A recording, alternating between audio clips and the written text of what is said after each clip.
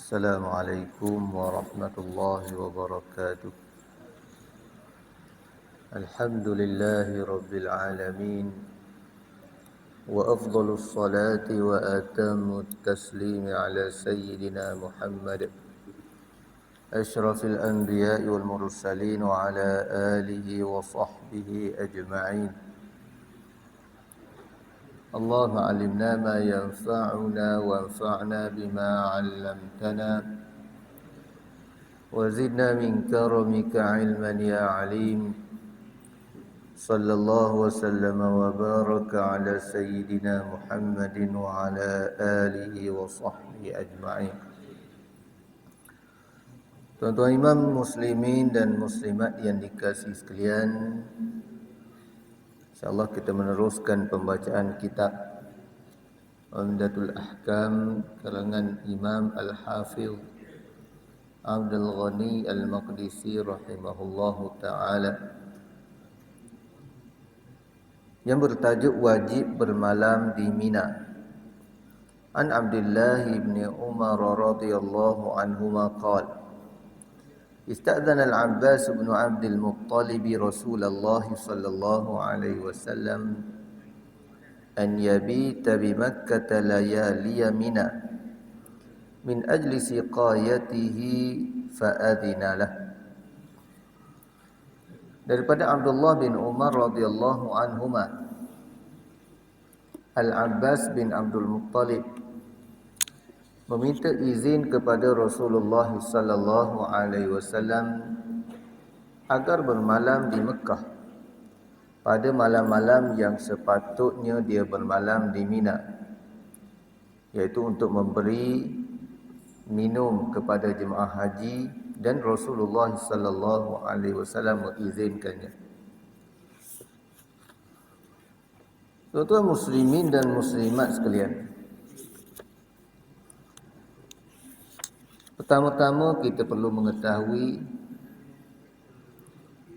bahawa hukum di antara hukum-hukum berkaitan dengan haji ada wajib dan ada rukun. Ada yang dinamakan rukun haji dan ada yang dinamakan wajib haji. Wajib haji kalau ditinggalkan oleh seseorang dia dikenakan dam. Tapi rukun haji tak boleh ditinggalkan. Antara wajib haji iaitu bermalam di Mina pada malam yang ke-11 hari tasyrik, 12 hari tasyrik. Dan kalau nak selepas pada tu boleh nafar awal, kembali awal ke Mekah, ataupun boleh dia nak meneruskan pada malam yang ke-13 Zulhijjah. Itu hukum asas bagi bermalam di Mina.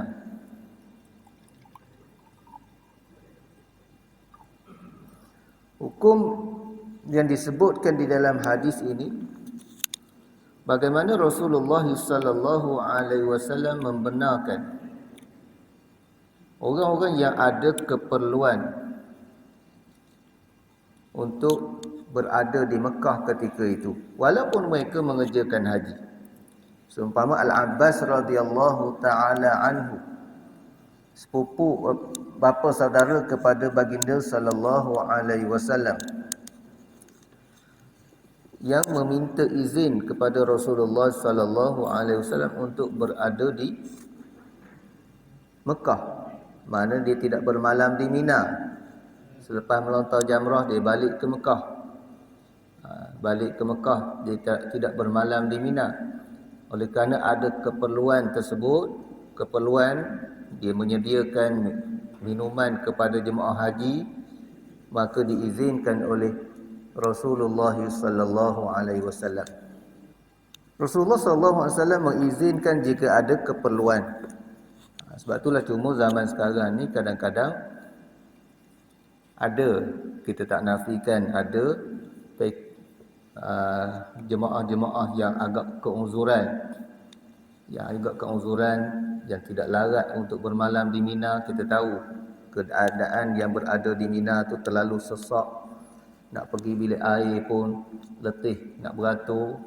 Ada jemaah yang berulang-alik daripada Mekah ke Mina. Tetapi tak kurang juga jemaah yang kena tipu. Masa dia duduk di Mekah, sebelum dia pergi, sebelum bertolak ke Arafah, dia dah janji dah.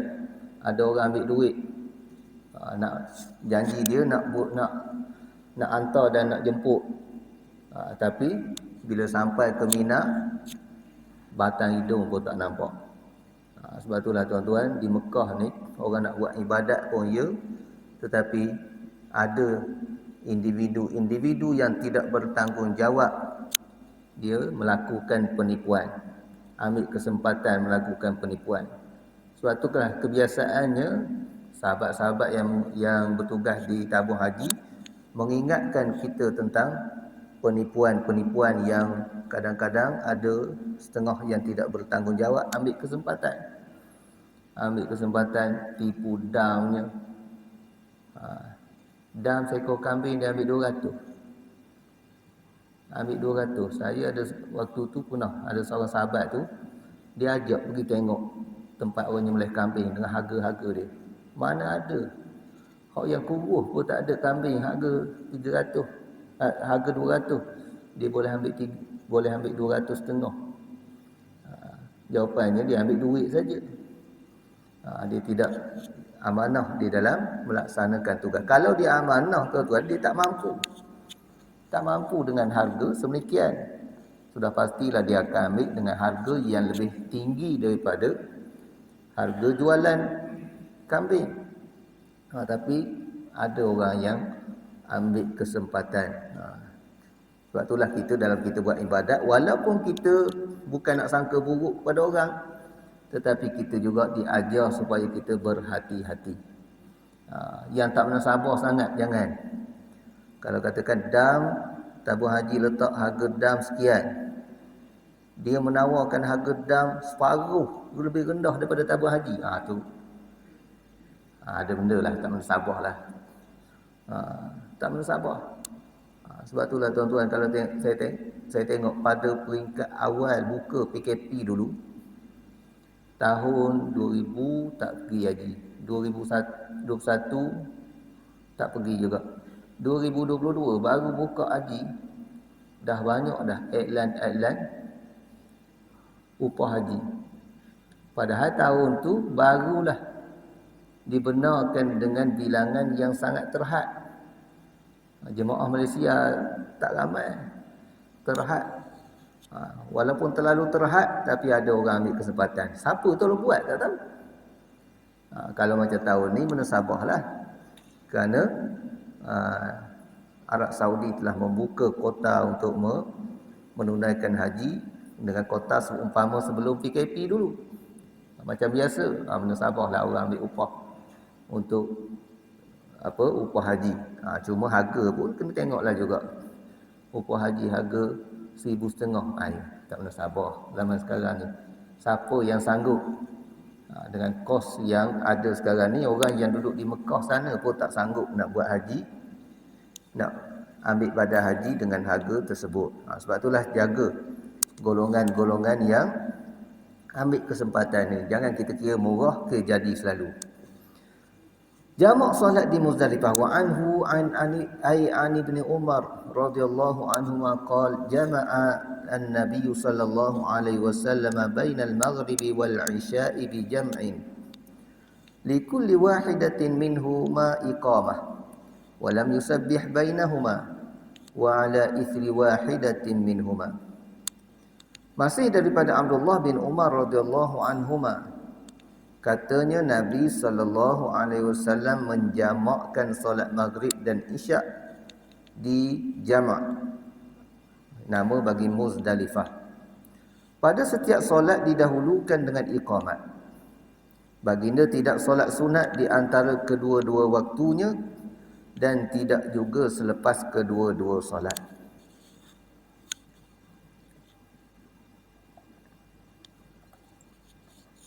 Tuan-tuan muslimin dan muslimat sekalian,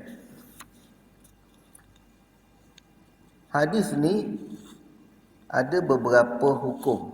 Yang pertama menceritakan tentang jamak solat ataupun sembahyang jamak. Jamak iaitu menggabungkan dua sembahyang di dalam satu waktu. Qasar memendekkan sembahyang yang 4 rakaat kepada 2. Cuma kita biasa gabung 2 sekaligus. Kalau kita musafir, qasar dan jamak sekali. Sebenarnya qasar dan jamak boleh kita nak sekalikan dan boleh kita nak pisahkan. Contoh, kita bergerak selepas sembahyang Zuhur. Selepas sembahyang Zuhur, kemudian masuk waktu Asar, kita berhenti sembahyang Asar saja. Dalam keadaan qasar 2 rakaat. Itu qasar, bukannya jamak. Tapi kadang-kadang kita tertukar dua tu. Jadi imam nak sembahyang qasar, kita kata jamak. Saya jamak ni. Sebenarnya jamak tak perlu dimaklumkan kepada makmum. Kerana perbezaan di antara imam dan makmum, di antara jamak dengan tidak jamak, tidak memberi kesan kepada solat. Yang memberi kesan kepada solat, perbezaan qasar dengan tidak qasar. Kalau imam qasar, makmum boleh qasar. Imam tidak qasar, imam tamam 4 rakaat, makmum tak boleh nak qasar. Walaupun makmum datang lewat.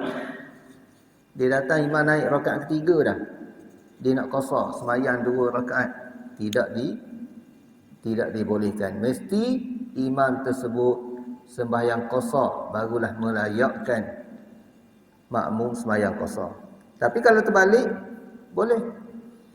Imam sembahyang qasar, makmum tak qasar. Tak ada masalah. Tiba ke RA Gambang contohnya. Imam qasar. Imam nak pergi ke Kuala Lumpur. Makmum seorang ni, dia daripada Srijaya ke Gambang je. Srijaya ke Gambang berapa kilometer sangat, memang tak boleh nak qasar.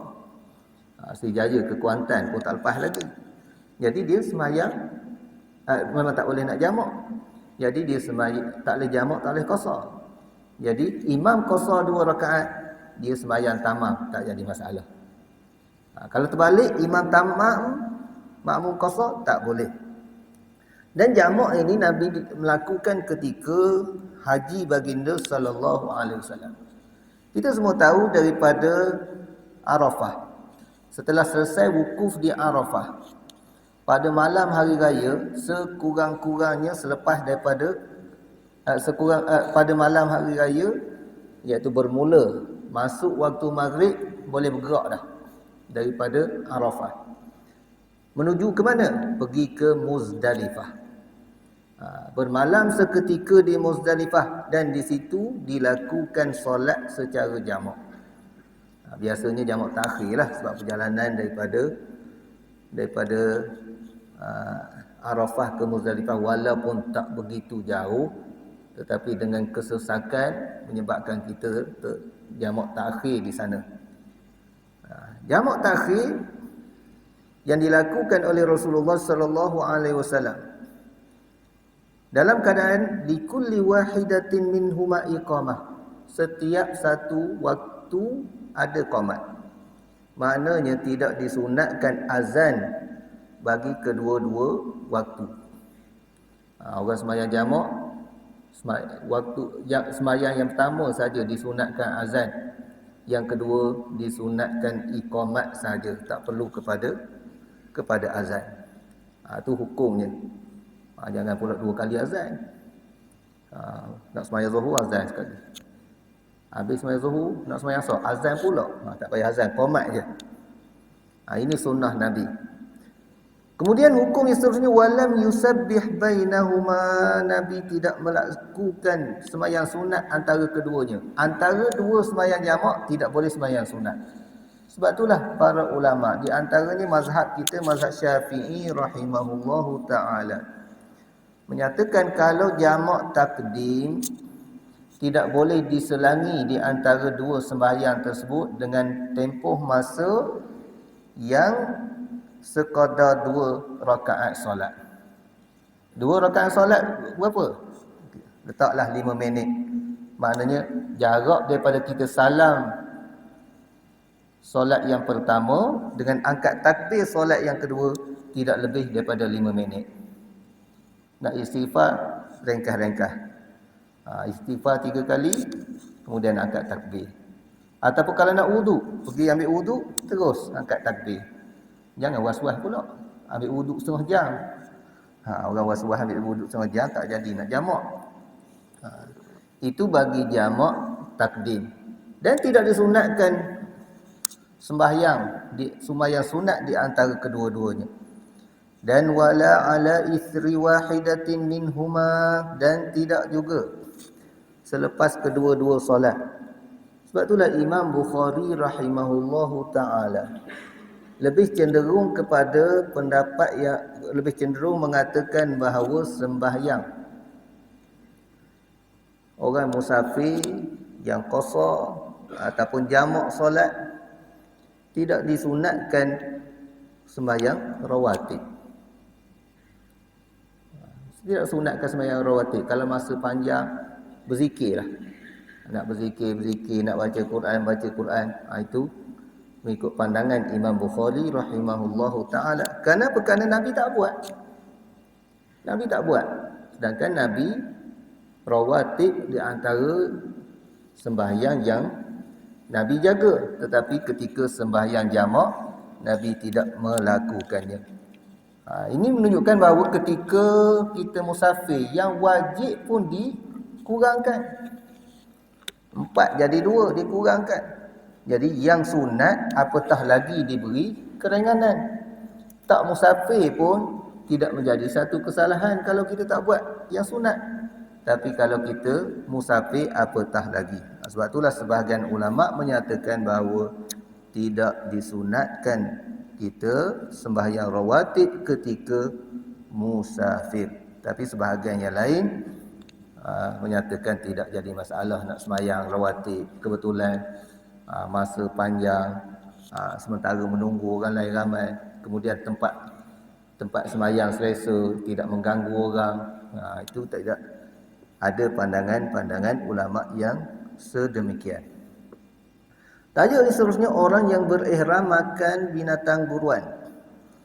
An Abi Qatadah al-Ansari radhiyallahu anhu anna Rasulullah sallallahu alaihi wasallam kharaja hajjan fa kharaju ma'ahu fa sarafa ta'ifatan minhum fihim Abu Qatadah wa qala khudhu sahil al-bahri hatta naltaqi fa akhadhu sahil al-bahri فلما انصرفوا أحرموا كلهم إلا أبا قتادة فلم يحرم فبينما هم يسيرون إذ رأوا حمر وحش فحمل أبو قتادة على الحمر فعقر منها أتانا فنزلنا فأكلنا من لحمها ثم قلنا أنأكل لحم صيد ونحن محرمون فحملنا ما بقي من لحمها فأدركنا رسول الله صلى الله عليه وسلم فسألناه عن ذلك فقال منكم أحد أمره أن يحمل عليها أو أشار إليها قالوا لا قال فكلوا ما بقي من لحمها وفي رواية قال هل معكم منه شيء فقلت نعم فناولته العضد فأكل منها. Daripada Abu Qatadah al-Ansari radhiyallahu anhu bahawa Rasulullah sallallahu alaihi wasallam berangkat menunaikan umrah. Disebut haji di sini sebenarnya haji yang kecil iaitu umrah. Para sahabat berangkat bersamanya juga. Baginda mengubah jalan sebahagian daripada kumpulannya. Abu Qatadah termasuk di dalamnya. Mana Nabi buat beberapa kumpulan yang tidak berjalan dengan serentak. Ada hak pergi dulu, ada hak pergi kemudian. Ada hak yang melalui jalan lain, ada hak yang lalu ikut jalan lain.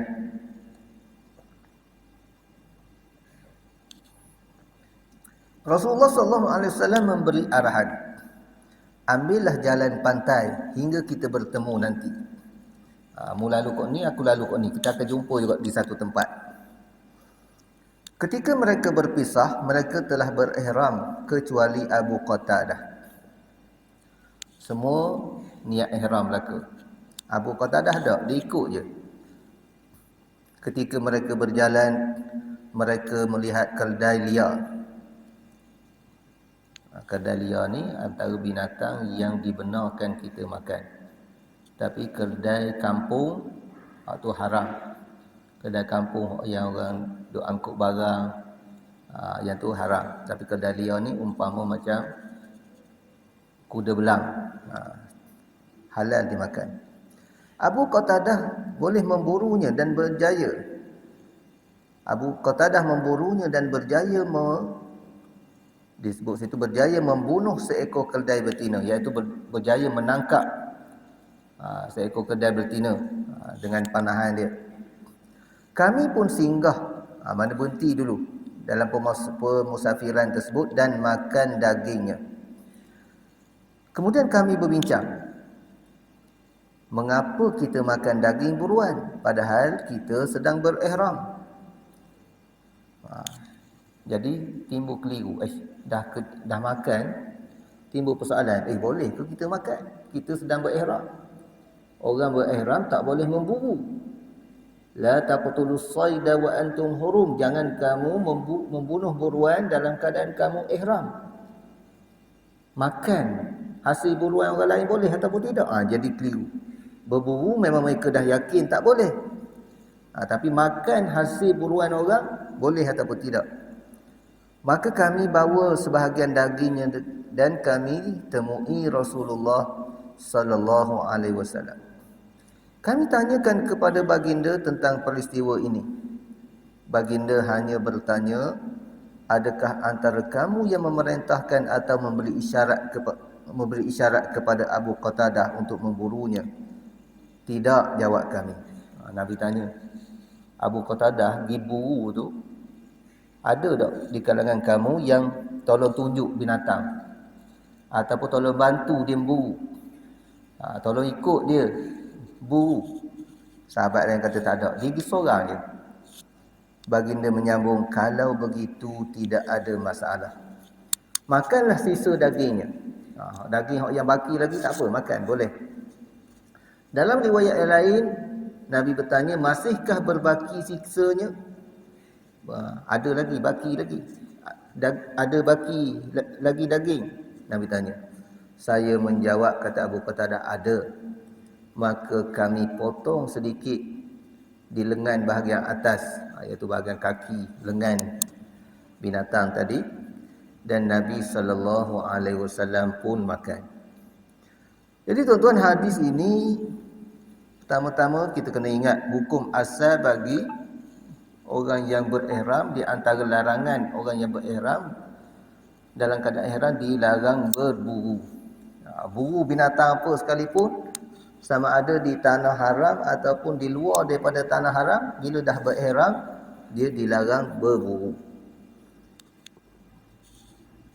Cuma orang lain berburu yang tak ihram, yang bersama dengan kumpulan yang berihram.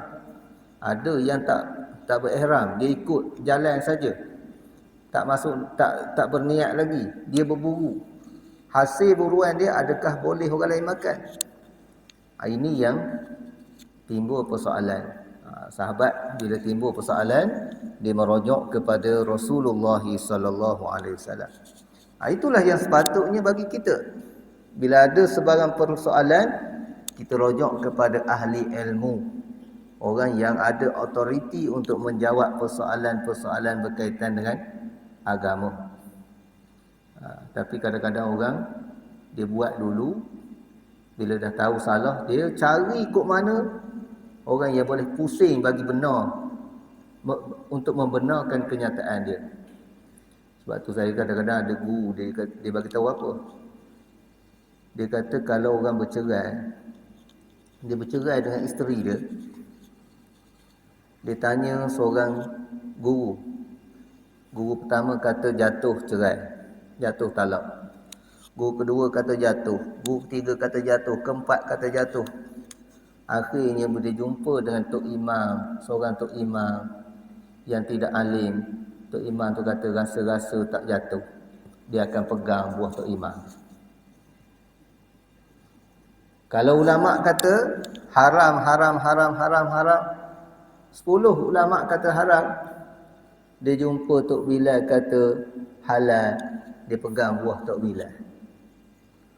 Orang kita ni dicari, lagi dia tak jumpa hukum yang dia nak, dia cari.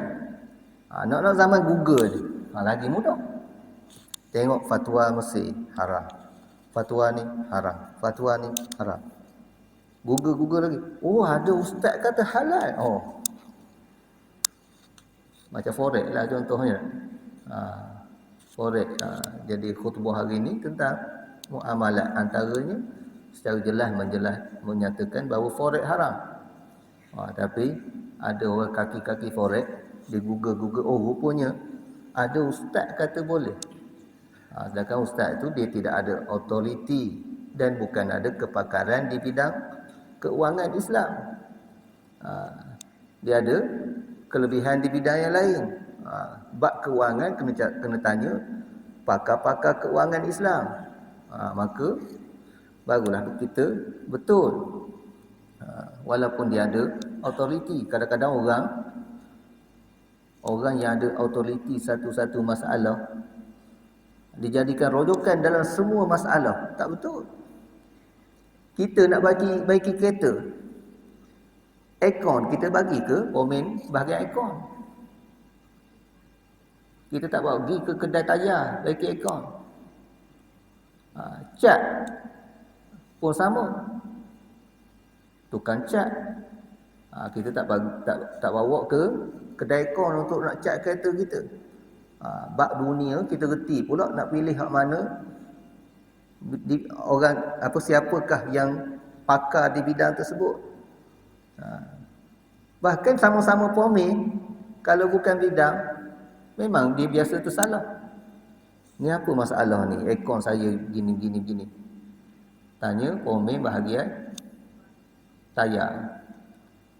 Pomen tu mungkinlah berdasar pengalaman dia sikit-sikit dia agak gini.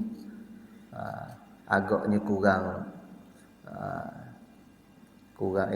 gas ke. Tapi pergi ke pomen yang bidang aircon sungguh, dia barulah boleh cek satu persatu apa masalah yang sebenarnya.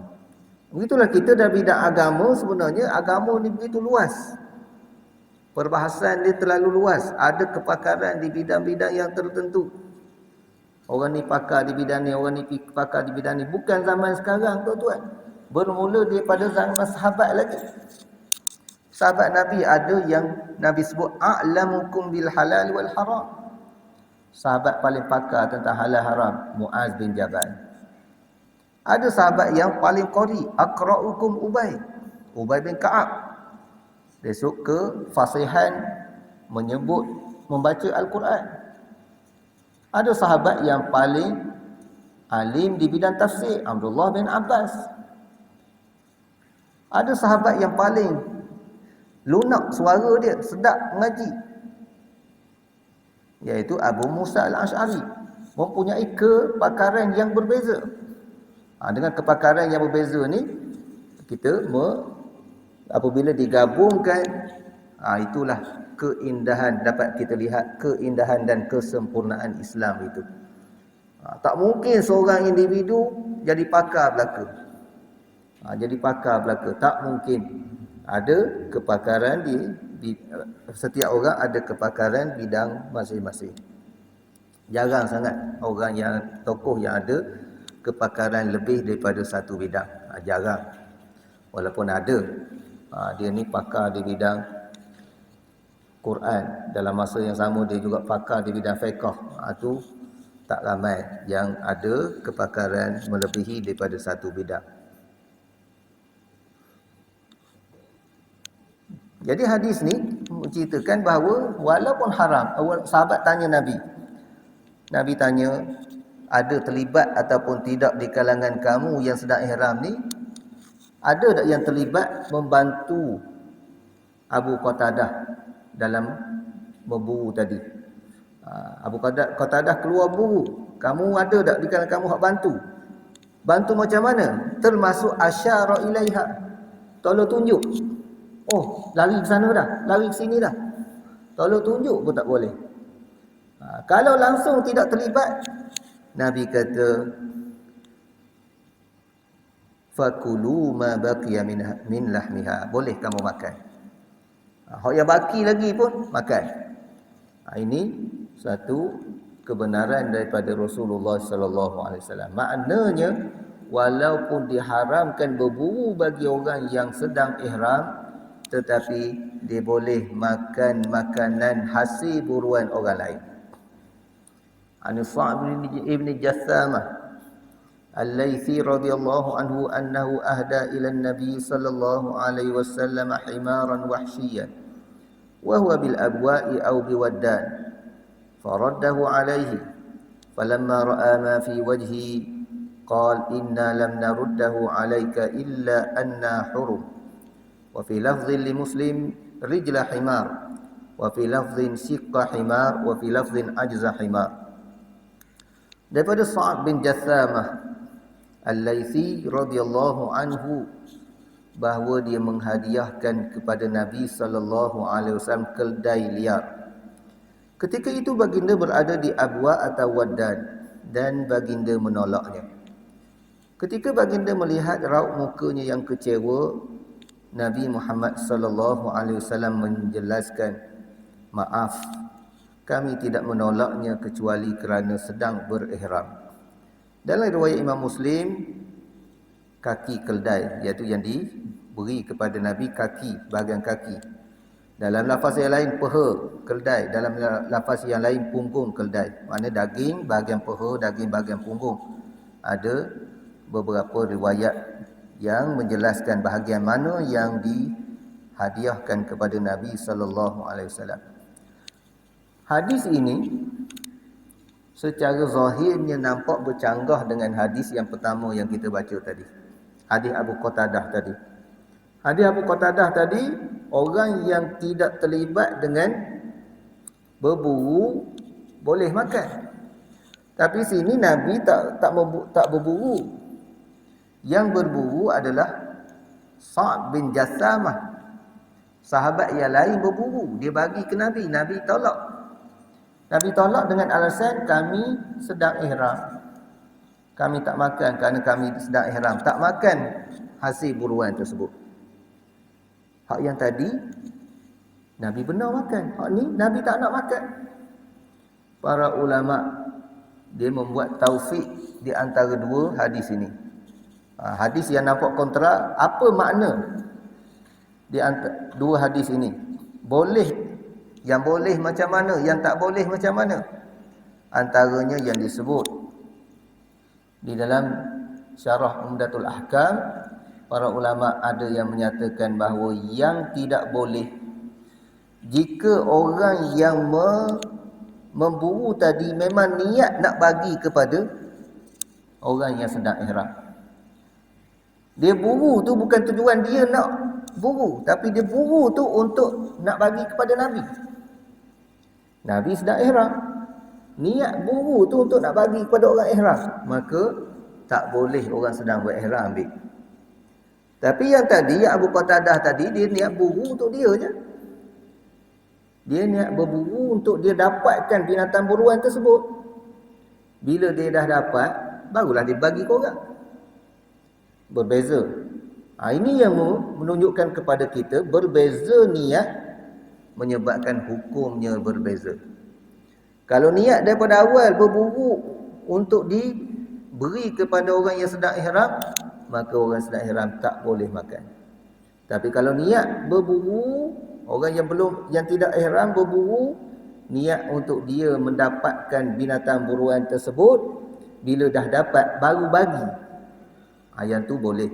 Ini berbeza dua situasi. Nampak macam sama, tetapi apabila berbezanya niat, maka hukumnya berbeza. Sebab itulah kalau kita tengok ayat hadis innamal a'malu binniyat, sesungguhnya segala amalan dikira dengan niat, dia merupakan hadis yang banyak boleh dipraktikkan dalam banyak bab. Banyak hukum fiqh terlibat dengan hadis innamal a'malu binniyat. Sebab itulah Imam Syafi'i mengatakan dia merupakan 1/3 daripada ilmu. Sebab amalan kita ni sama ada perbuatan, sama ada perkataan, sama ada hati. 3. Jadi bila berkaitan dengan niat ni melibatkan hati, dia dikira 1/3 daripada ilmu kita. Kerana amalan dipecah kepada 3. Tuan muslimin dan muslimat sekalian, habis bab berkaitan dengan tajuk besar haji, Kitabul Hajj. Masuk tajuk yang baru, bab jual beli, Kitabul Buyu'. Bab yang berkaitan dengan jual beli. Jual beli ini pada asasnya Allah Ta'ala sebut wa ahallallahu al-bai'a. Allah Ta'ala menghalalkan jual beli. Ini suatu rahmat yang besar. Kerana kita ni saling memerlukan di antara satu sama lain. Tak mungkin kita, keperluan diri kita, kita yang dapatkan semua sekali. Nak makan nasi, kita tanam beras kita tanam padi sampai ke jadi nasi. Tu baru nasi.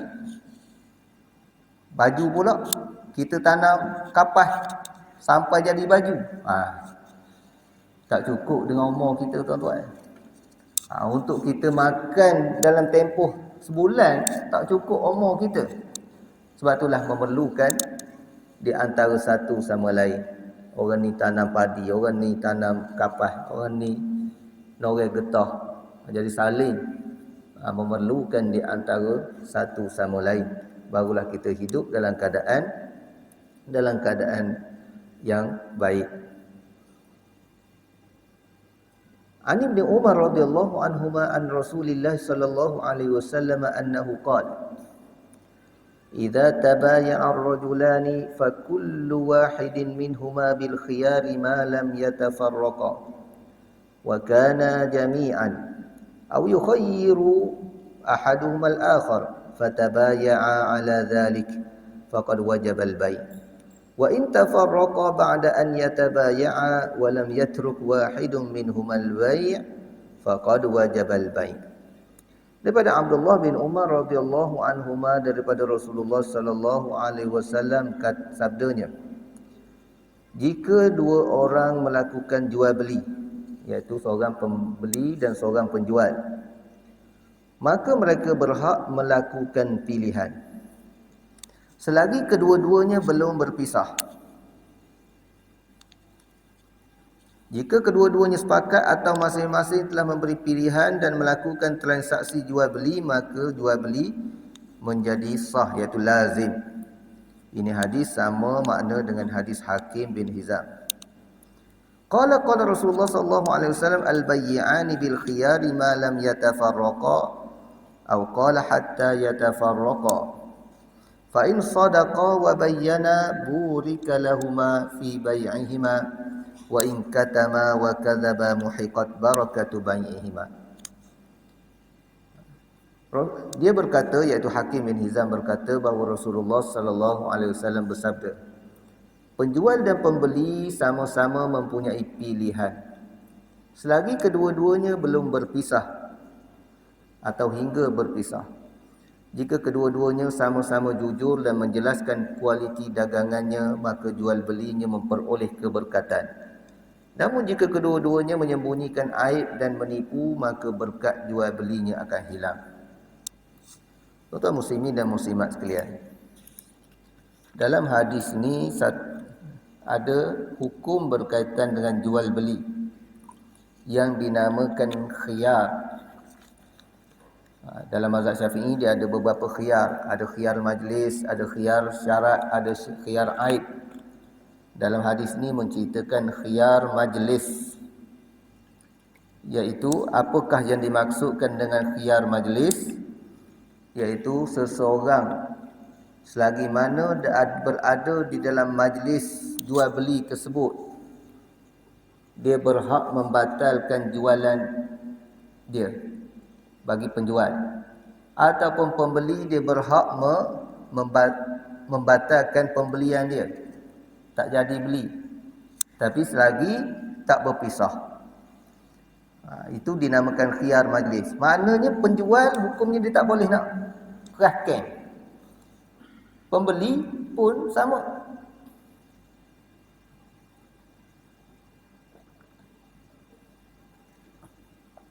Tapi hukum ni jarang orang praktik.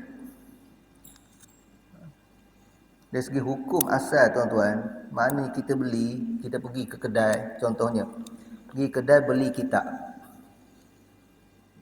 Ni cerita beli, bukan cerita tawar-menawar. Kalau tawar-menawar tu tak berlaku lagi jual beli. Tak perlu khiyar tawar-menawar berapa harga kitab ni. Harga kitab ni RM30. Mahal. RM20 boleh? Tokek kata tak boleh. Kita tak nak. Tu tak berlaku lagi jual beli. Tetapi yang dinamakan khiyar majlis ni dah berlaku jual beli. Kita dah bayar harga kitab, dah serah dah, penjual dah serah dah kitab ke kita. Tiba-tiba dalam majlis tersebut, kalau kita jual beli berlaku di dalam kedai, kita tak keluar lagi daripada kedai tu, boleh kita batal. Tak jadilah, aku nak semula PT aku, ambillah kitab ni, aku nak semula PT aku. Aku tak perasan minyak kereta tak ada, baik aku isi minyak kereta dulu. Ketika itu penjual wajib menerima semula, selagi mana dalam majlis. Ini dinamakan khiyar majlis. Walaupun dah selesai dah bayar duit dah, ambil kitab dah, barang dah ambil, duit dah bayar, tetapi selagi mana ada dalam majlis, salah satu daripada dua pihak boleh membatalkan. Penjual boleh membatalkan. Kitab tu tak jadi jual lah, sebab saya nak baca ada sebuah je. Boleh. Walaupun dah selesai pembayaran. Itu dinamakan khiyar majlis. Kalau di kedai, majlis dia selagi tak keluar kedai. Selagi tak keluar kedai, kita kedua-dua pihak ada hak untuk membatalkan jual beli tersebut. Pembeli dan penjual. Tapi kalau tidak berlaku di kedai, sebagai contohnya di pasar, beli baju di pasar, pasar street gitu, macam mana? Adakah dah keluar pasar balik ke rumah baru dia keluar pada majlis? Tidak. Keluar daripada kawasan orang tu. Dia jual satu rak, satu petak. Kita dah berpindah ke petak yang lain, nak patah semula, tak boleh dah. Tapi selagi mana kita berada di hadapan dia, kita tidak berpaling lagi daripada dia, masih dalam kawasan dia lagi, maka ketika tu kita masih ada peluang nak buat khiyar majlis. Cuma Islam walaupun membenarkan khiyar majlis, tetapi kita jangan ada niat nak mempermainkan orang. Ni aku nak beli ni. Beli, kita bayar, dia pun bagi. Tak jadi lah. Nak duit semula. Mana boleh? Khiyar majlis. Wajib awak pulang semula. Ni hukum kata gini. Pergi ke peniaga yang kedua, buat gitu juga. Pergi peniaga yang ketiga, buat gitu juga. Itu mempermainkan orang. Hukum mempersenda-sendakan orang lain, itu hukumnya haram. Tapi yang dimaksudkan dalam hadis tadi, kebenaran yang dibenarkan oleh Nabi SAW, kerana mungkin dalam tempoh itu kita berubah fikiran. Daripada nak beli kitab, kita teringat nak beli susu anak. Dengan tak jadi, untuk mana kita berpeluang lagi untuk membatalkan pembelian kita. Begitulah juga penjual berpeluang untuk membatalkan jualan dia selagi mana ada di dalam majlis tersebut. Kemudian hukum yang kedua tentang jual beli yang disebut dalam hadis ini, iaitu Nabi menyarankan agar kita telus di dalam menceritakan tentang barang kita. Kalau barang baik, cerita baik. Jangan lebih sangat. Ini masalah kadang-kadang orang jual ubat. Minta maaf lah kalau ada. Saya terpaksa terus terang. Sebab saya jumpa beberapa orang pakar perubatan. Pakar perubatan pun mengatakan tidak ada satu ubat yang boleh mengubat 10, 20 penyakit. Tapi kalau kita tengok pasar malam, memang itulah. Ubat ni, hak pertama kencing manis, yang kedua darah tinggi, yang ketiga jantung, yang keempat gout. Habis segala benda. Tapi yang penting sekali lemah tenaga batin tu tak ada. 20 list senarai. Jangan. Nabi kata hilang berkat kalau menipu dalam perniagaan. Walaupun mungkin ubat tu ada khasiat dia tertentu. Ubat ni telah diuji kaji khusus berkaitan dengan kencing manis. Cerita bab kencing manis. Tak payah tambah benda lain. Begitulah juga jual barang.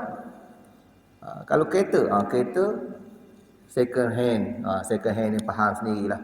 Umur dah 30 tahun kereta ni, harga sekian.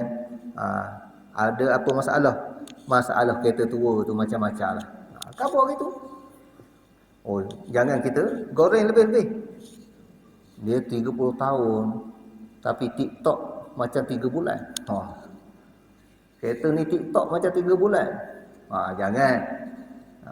Nipu orang atas darat gitu. Muhiqat barakatu bai'ihima. Dihilangkan keberkatan jual beli. Bila jual beli tak berkat, menyebabkan hidup seseorang juga tidak berkat. Walaupun jadi kaya, tetapi kaya yang tidak mendatangkan kesenangan. Kerana duit ni banyak macam mana sekalipun belum tentu mendatangkan kesenangan. Ada orang kaya tetapi jadi semakin kaya semakin serabut. Itu antara bukti hilang keberkatan pada harta seseorang. Muslimin dan muslimat sekalian, kita berhenti setakat itu dulu, insya-Allah kita sambung pada hadis-hadis yang lain pada masa yang akan datang. Wallahu alam. Assalamualaikum warahmatullahi wabarakatuh.